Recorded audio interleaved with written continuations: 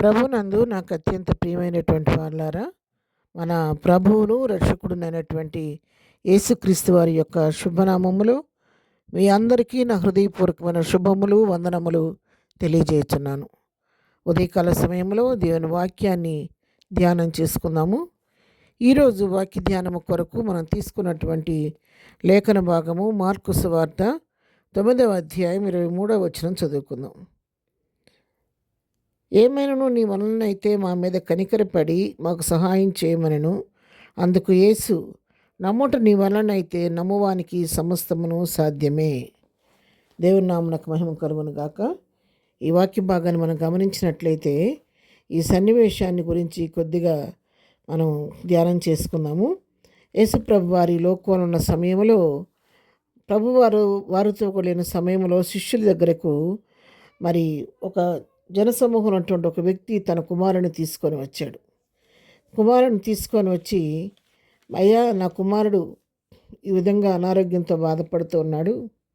వాడు తరచుగా మరి నీళ్ళలోనూ అగ్నిలోనూ పడుతూ ఉంటున్నాడు. మరి ఈ విధంగా నా కుమారుడు అపవిత్రాత్మ చేత శోధించబడుతూ బహుకాలంగా ఎంతో బాధపడుతున్నాడు. కాబట్టి దయచేసి నా కుమారుని కొరకు మీరు ప్రార్థన చేయండి అని చెప్పని వాళ్ళ సహాయం కోరుకున్నాడు.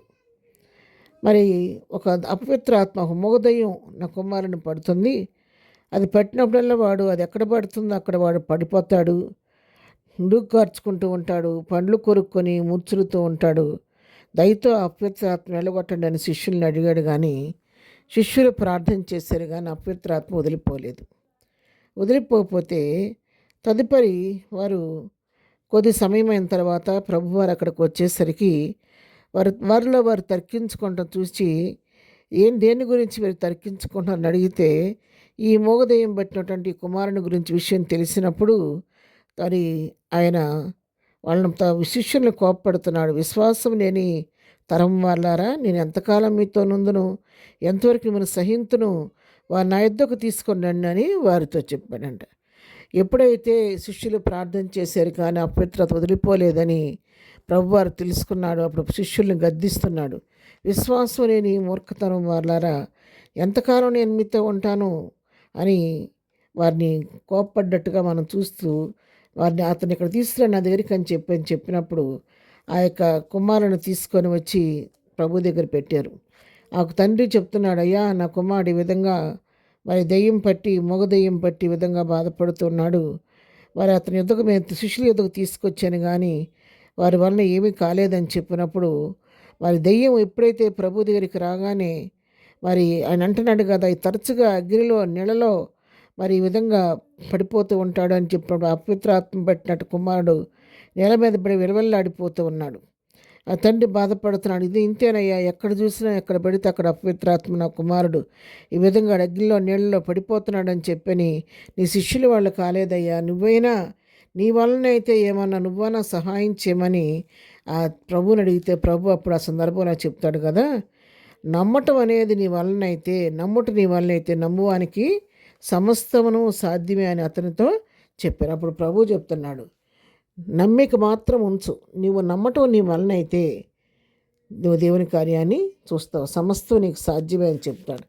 ఆ తండ్రి చాలా శ్రేష్టమైన మాట అక్కడ చెప్తాడు. అయితే అతను అంటాడు కదా, వెంటనే ఆ చిన్నవాని అతను నమ్ముతున్నాను, నాకు అపనమ్మకం ఉండకుండా సహాయం చేయమని బిగ్గరగా చెప్పాను అంటున్నాడు కదా. నేను నమ్ముతున్నాను కానీ మానవ మాత్రుని గనక నాకు అపనమ్మకం రాకుండా నువ్వే సహాయం చేయి ప్రభు అని ప్రభు సహాయం తీసుకున్నాడు. ఎప్పుడైతే ప్రభు ఆ యొక్క అపవిత్రాత్మను గద్దించి ప్రార్థించినప్పుడు వెంటనే అపవిత్రాత్మ అప్పుడైనా వదిలిపోయినట్టుగా మనం చూస్తూ ఉన్నాం. ఇక్కడ ఉదయకాలం దేవుని వాక్యం ఉంచుండగా అమోఘ చెవుడు దయ్యం పెట్టిన బాలుడి యొక్క తండ్రితో ప్రభు చెబుతున్నాడు, నమ్ముటిని వల్లైతే నమ్మడానికి సమస్తమైన సాధ్యమని. ఈ రోజున అదే మాట వాక్యం వింటున్న నీతో నాతో కూడా ప్రభు చెప్తున్నాడు. కొన్నిసార్లు మన జీవితాలు కొన్ని కార్యాలు ఆగిపోతానికి జరగట్లేదంటే కారణం ఏంటో తెలుసా? మనలో దృఢమైన విశ్వాసం, నమ్మకం లేకపోవటం వల్లే కార్యాలు చూడలేకపోతున్నాం. మనం కూడా దృఢమైన విశ్వాసంతో దేవుని కార్యాలు నమ్మినట్లయితే, ప్రభు చేయగలి విశ్వసించినట్లయితే మనం కూడా దేవుని యొక్క ఆశీర్వాదాన్ని మన జీవితంలో పొందుకోగలుగుతాం. కాబట్టి విశ్వాసంతో ప్రభు వైపు చూస్తూ ప్రభు యొక్క శక్తిని పొందుకొని ప్రభు కృపలో ముందుకు సాగిపోదాం. ప్రార్థన. ప్రేమగల తండ్రి, పరిశుద్ధుడైన మా ప్రియ ప్రభా, నీ పరిశుద్ధ పాదములకు వందనాలు. ఉదయకాలం మాకు ఇచ్చిన శ్రేష్టమైన వాక్య భాగాన్ని బట్టి మీకు వందనాలు నాయన.